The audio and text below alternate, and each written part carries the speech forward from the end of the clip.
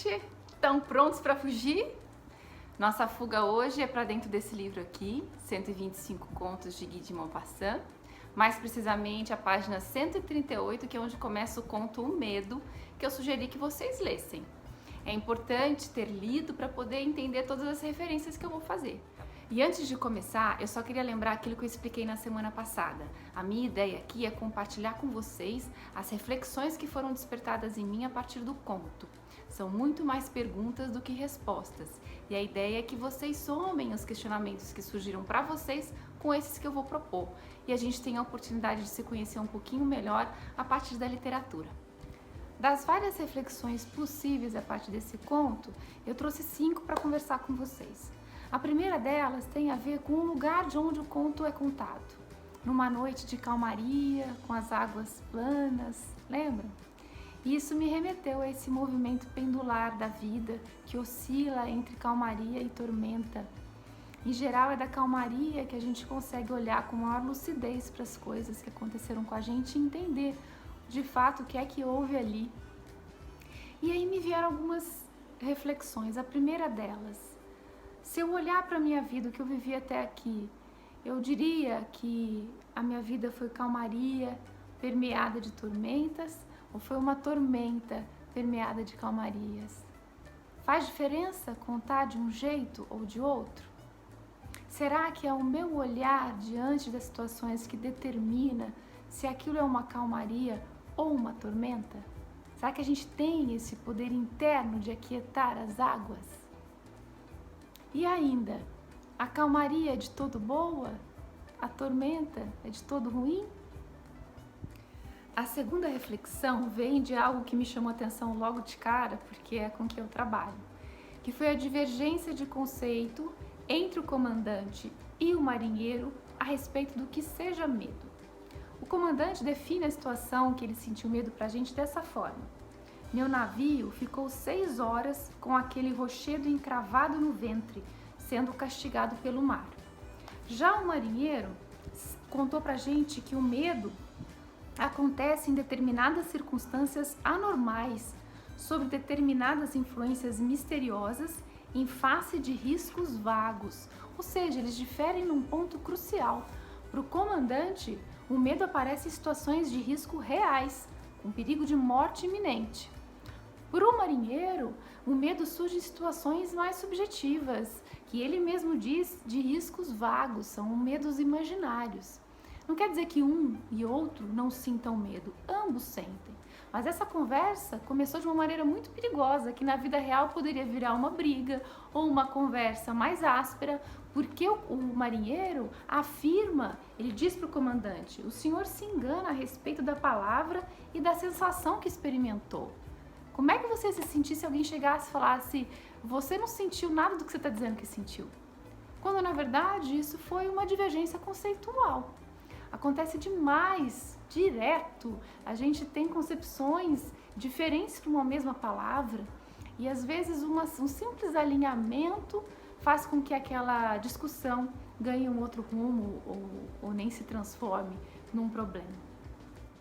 A terceira reflexão vem daquela parte da aventura na África em que o marinheiro e alguns viajantes enfrentam uma tempestade de areia no deserto.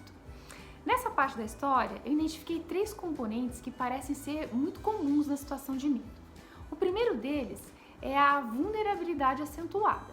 A gente está sempre vulnerável, mas algumas situações são realmente mais arriscadas que outras. E eles estão ali sendo tragados pela areia, com os cavalos com areia até o joelho, enfim, é uma situação em que a gente fica mais sensível. O segundo componente é o fato de um dos homens ter soltado um grito de repente. Alguém ali perdeu o controle. E se alguém perde o controle, eu também tenho a chance de perder. Isso é bem desestabilizante. E o terceiro componente são os tambores. Os tambores ali estão representando de maneira muito clara o desconhecido, que é um componente importante do medo. Às vezes a gente até sabe do que tem medo, mas não entende a razão desse medo. E o desconhecido, ele é um fator tão significativo que o próprio comandante que estava ouvindo a história interrompe e pergunta para o marinheiro: mas o que eram aqueles tambores? E ele responde: não sei, ninguém sabe. A gente também muitas vezes não sabe o que são esses tambores nas situações em que a gente enfrenta o medo. Então, dessa passagem, fica aí a proposta da gente se questionar: em que situações eu me sinto mais vulnerável? Por quê? Quais são as situações em que eu tenho medo de perder o controle, ou que eu já perdi o controle, e o que elas têm em comum? E o terceiro, quais são os meus tambores? O que é que eu não conheço a respeito dos meus medos que eu poderia investigar um pouquinho mais?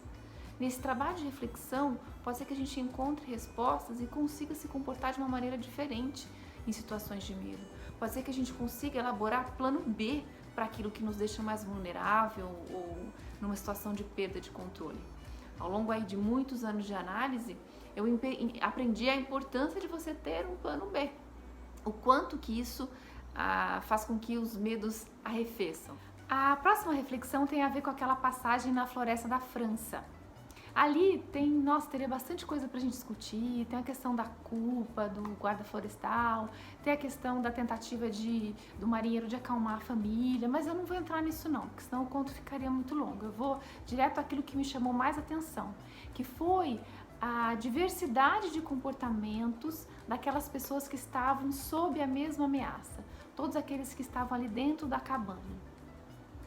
E desconsiderando, claro, o estereótipo da mulher covarde, uma grande bobagem, vamos imaginar as pessoas, o comportamento de pessoas ali dentro. Então a gente teve as pessoas que se acovardaram, ficaram com medo, fecharam os olhos, ficaram de joelhos e não reagiram.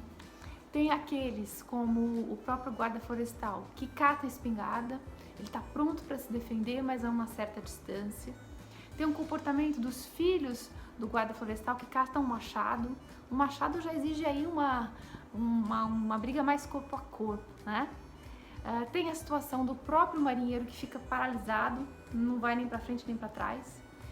Tem o comportamento do cachorro que começa a uivar que nem um louco, tipo o anunciador do apocalipse, tacando terror na galera toda.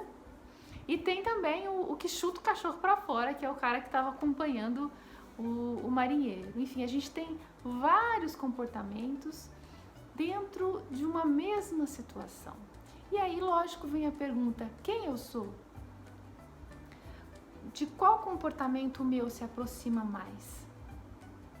Qual deles eu acho que foi o mais efetivo em relação ao risco? Quem deles eu gostaria de ter sido? É interessante observar também que nenhum deles foi lá fora. Seria arriscado demais? Será que seria prudente ir lá fora? Ou um meio termo da gente dar uma espiada, chegar mais próximo da janela, tentar entender o que está acontecendo lá fora? E a quinta e última reflexão tem a ver com a última frase do conto, que é muito legal, muito bonita, em que o marinheiro encerra a sua história dizendo, em relação à aventura na França, que naquela noite, no entanto, não corri nenhum perigo. Isso é muito interessante, tem várias situações em que o medo não significa estar em perigo. O medo, ele deve funcionar como um sinal amarelo de redobrar a atenção e não um sinal vermelho de pare. Existem algumas situações em que ele nem é real.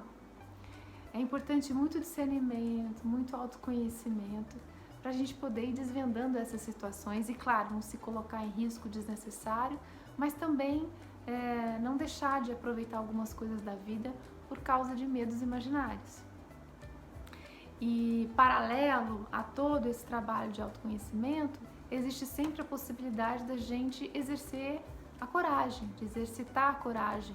A coragem é uma virtude, como toda virtude, precisa ser colocada em prática, igual um músculo que tem que ser trabalhado para ser fortalecido. A coragem pressupõe o medo. Aqueles que fazem coisas sem medo, eles não estão fazendo uso da coragem. A coragem permite que a gente enfrente os medos. E ela é uma grande aliada.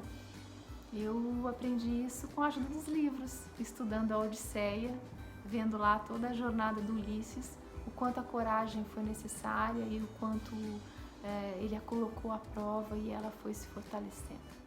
Essas eram as reflexões que eu queria compartilhar com vocês. E antes de falar qual vai ser o conto para a semana que vem, eu queria fazer uma sugestão. Aproveita essas reflexões, essas propostas de questionamento e puxa a conversa com alguém. É muito importante a gente ter alguém com quem trocar, para quem apresentar as nossas ideias, pessoas que questionem as nossas conclusões. É tão fácil a gente se equivocar e tão difícil a gente perceber o próprio erro. A gente precisa do outro para que as nossas ideias ampliem, evoluam, se sofistiquem e a gente faça um melhor uso delas, a nosso favor, a favor do outro. Fica aqui a sugestão. A gente precisa do outro para tanta coisa. Para se conhecer não é diferente, não. Na semana que vem, nós vamos conversar sobre o conto O Homem que Sabia Javanês, do Lima Barreto, um dos nossos grandes escritores.